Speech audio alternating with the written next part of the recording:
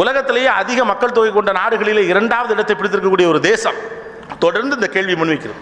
குழந்தை வளர்ப்பு இந்த பிள்ளைகள் எப்படி வளர்க்குன்னே தெரியல. நாங்கள் சொல் பேச்சா அவங்க கேட்கவே மாட்டேங்கிறாங்க. நீங்களாம் சொன்ன பேச்சு கேட்டீங்களா? 8 பிள்ளைகளை பெற்ற தாய்க்கு இருந்த பொறுமை ஒரு பிள்ளையை பெற்ற அம்மாவுக்கு இப்போது இல்லையே, ஏன்? What's a problem? பிரச்சனை நம்மகிட்ட. அதிகாரம் இருந்த ஆண்கள் பெண்களின் உலகத்திற்குள்ளே இந்த சில்வண்டுகள் பேசாமல் தன் பேச்சை கேட்டுக்கொண்டு இருக்க வேண்டும் என்று நீங்கள் எதிர்பார்ப்பு தான் குழந்தை வளர்ப்புடைய சிக்கல். குழந்தையா தான் இருக்கு. இன்னமும் சொல்ல போனா நான் செஞ்ச அடத்தை என் பிள்ளை செய்யல.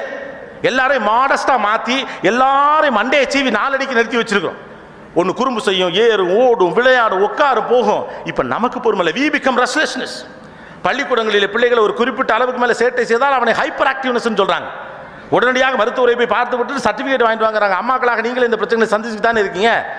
ஆர்டினரியா இருக்க பையில ஹைப்பர் ஆக்டிவ்னு சொல்றாங்க. ஏன்னா உங்களுக்கு பொறுமை இல்லை. Hyperactiveness can be determined in proportion to your own tolerance level.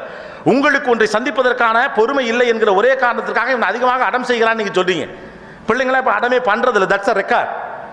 Muruganandam 3 வயசுல இருக்கப்ப என்ன அடம் பண்ணாரோ அவருடைய பிள்ளை 3 வயசுல அந்த அடத்தை பண்ணாது. பண்றதுக்கான சூழலே இல்லை. இங்க எவனை போட்டு இழுத்து அடிப்பான்? மாமங்காரன் இங்க இல்லை. பக்கத்து வீட்டுக்காரன்ட்டு பழக விட மாட்டோம். மண்ணில் வாண்டா எங்கள் பாடி ஏதாயிடும், வீட்டை விட்டு உள்ள போகாதன்னு சொல்லிடுறோம். ரைட்டு தானே? அவன் என்ன வம்புழுப்பான்? மிஞ்சி போனால் டிவி ரிமோட் எடுத்து சேனல் மாற்றுவான். ஏ இதை தாங்க முடியாதா உங்களுக்கு? இதை தாங்க முடியாதா? வேற என்ன அடம் பண்ணிட்டான்? நீங்கள் மரமேறினீர்கள், மாடியில் கிடந்தீர்கள், நண்பர்களோடு விளையாண்டீர்கள், பக்கத்து தெரு பயல அடிச்சிங்க, கிழவனை கல்லை கொண்டு அடிச்சு விட்டீங்க, கிரிக்கெட் விளையாண்டு மண்டையை உடைச்சிங்க. இந்த எந்த ஹிஸ்டரியுமே கிடையாது. தெருக்களிலே விளையாடுகிற பிள்ளைகளின் எண்ணிக்கை குறைந்து போனது. வீடுகளுக்குள்ளே வீடியோ கேம்ஸ் விளையாட பிள்ளைகள் என்ன செஞ்சுட்டாங்க? இப்போ என்ன இவங்க அடம் பண்ணிவிட்டாங்க? உங்களால் தாங்கிக்க முடியல. நான் சொல்றதை அவன் புரிஞ்சிக்கவே மாட்டேங்கிறான். உங்க புருஷன் புரிஞ்சுக்கிறாரா? 80 வயதில் இறந்து போகிற தாத்தாவின் பக்கத்தில் அழுது கொண்டே சொல்லுகிறது கிழவி, நல்ல மனுஷன், இந்த மனுஷனை புரிஞ்சுக்கவே முடியல. எப்ப 12 பெத்து 4 செத்து 8 வளர்த்து கட்டி கொடுத்து அதுக்கெல்லாம் பின்னால நிற்கிது. 60 ஆண்டு கால தாம்பத்தியத்திற்கு பிறகு கூட ஒரு ஆணை ஒரு பெண்ணால் புரிந்து கொள்ள முடியவில்லை. அதான் வாழ்க்கை.